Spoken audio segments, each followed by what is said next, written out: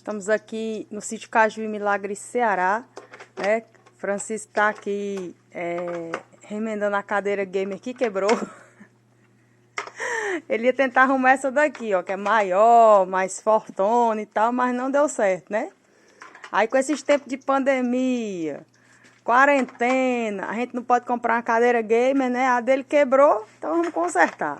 Então uns pedaços de ripa aqui, parafusou, porque ela tinha, ó, ela tava trincada aqui. E como vocês sabem, isso aqui é aquele compensado, né? Tipo, madeira prensada.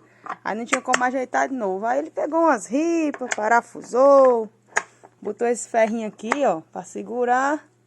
Tá terminando aqui de arrumar. 1.030 a gente comprou um. Né? Aí o que é o bom da gente, assim, o que é o bom da gente não ser, não vou dizer a gente ser pobre, da gente não ser rico, é que a gente recicla, recria, conserta, ajeita.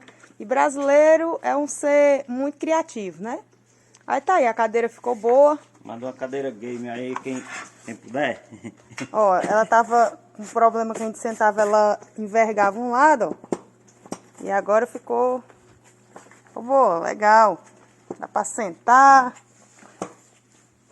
E aí a gente vai montar agora a partezinha de cima.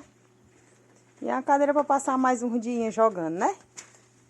E se Deus quiser, mais pra frente a gente vai se organizar pra comprar uma cadeira gamer.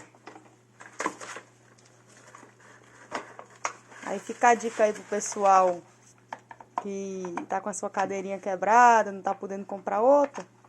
Só ter um pouquinho de criatividade, um pouquinho de tempo, algumas ferramentazinhas, uns parafusinhos, uma chavinha.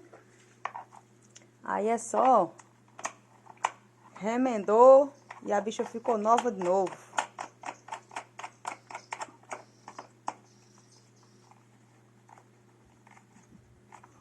Aí, cadeira nova. Para mais uns anos. Aê, rapaz! Muito bem!